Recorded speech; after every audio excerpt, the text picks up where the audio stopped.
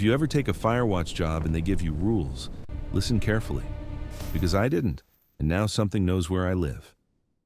I took a fire watch job in the mountains because I needed money fast, and the listing promised silence, isolation, and easy nights. The tower stood above a forest so wide it looked like an ocean of black needles under the moon. During the day, it was beautiful in a lonely way. At night, it felt like the last place on earth where anyone should want to be alone. My supervisor drove me up there in an old truck that rattled the whole way up the mountain road. He barely spoke until we reached the top. He kept his eyes fixed on the road, avoiding the dark gaps between the trees as if he expected something to jump out. Then, he killed the engine, looked at the tower, and handed me a ring of keys. The cabin has food, water, batteries, and a radio. You check the horizon every hour, log any smoke, and call in anything unusual. I asked him what counted as unusual. He kept looking at the tower for a second longer than he should have.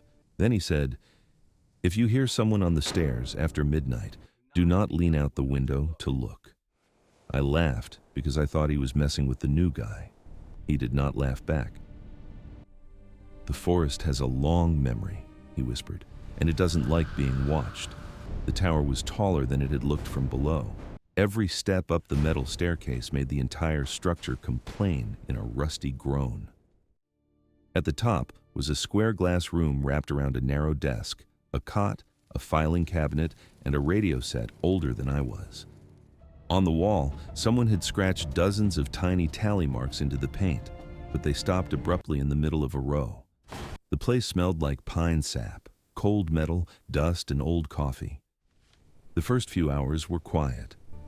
Too quiet, actually. No cars, no hikers, no birds after sunset. Just the wind moving through the trees below like something whispering in a language too big to understand. I checked the horizon through the binoculars every hour and wrote the same note in the logbook. Clear skies, no smoke, no movement. At 11:48 p.m., the radio crackled. I nearly spilled my coffee reaching for it. "Station 4, report your status." The voice was old, thin, and fuzzy with static. I gave my status and waited. Then the same voice said, "If you hear footsteps on the stairs tonight, do not answer them." "Who is this?" I asked, my voice trembling. "Is this a joke from Station 3? The radio hissed, and for a split second, I heard the sound of someone crying or laughing very far away. When I asked who was speaking, the radio went dead. Not silent, dead. Like the batteries had been pulled out of the world. I told myself it was some kind of ranger joke, a dumb tradition for rookies. That explanation lasted until 12:06. That was when I heard the first step, a metallic clang from far below, then another, slow, evenly spaced. Someone was climbing the stairs.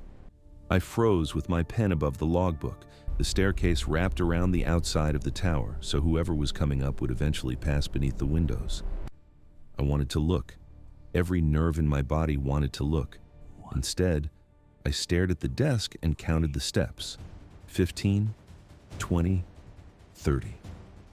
Then they stopped, right outside the trapdoor in the floor. I held my breath and waited for a knock. Nothing. No voice, no movement, just the wind and the soft rattle of the tower settling in the dark. After maybe a minute, I heard the steps again. Only this time they were going down. I almost laughed from relief. Then I noticed something that made my stomach turn cold. I had counted more than 40 steps coming up. The tower only had 32. The phantom steps had continued even after the physical stairs had ended. I checked with my flashlight at 12:20. I know I should not have, but I did. I opened the trapdoor just enough to shine the beam down the staircase.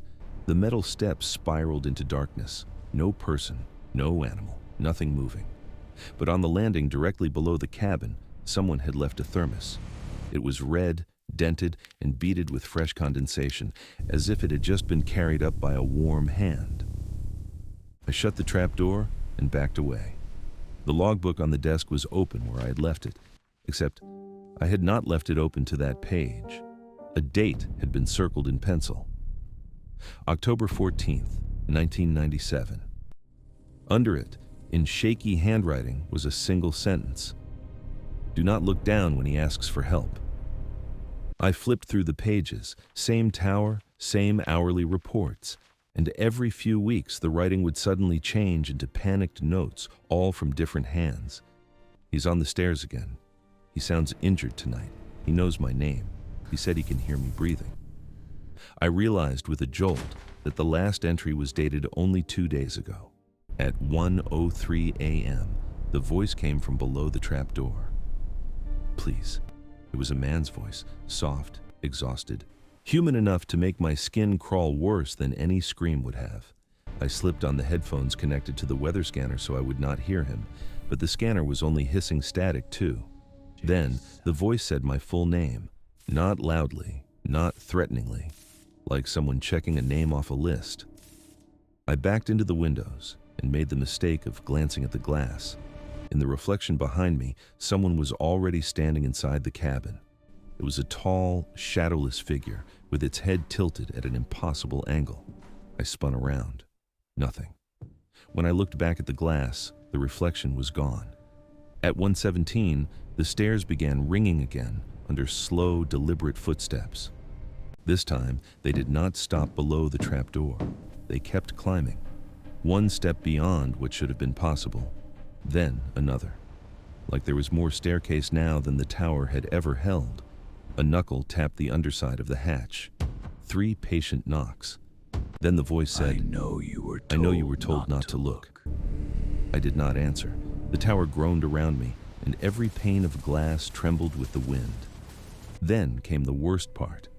Another voice answered him from the radio. My voice. "Open it." I stared at the radio in disbelief. The speaker crackled again. "Open it before he starts knocking harder." The hatch shook once beneath my feet, then twice. Dust drifted up from the seams. I grabbed the heavy filing cabinet and dragged it across the floor over the trapdoor. The metal screamed loudly enough to hurt my ears. The knocking stopped instantly. For 10 full seconds, there was only silence. Then something laughed from the forest below. Not from the stairs, not from the tower, from everywhere under the trees at once.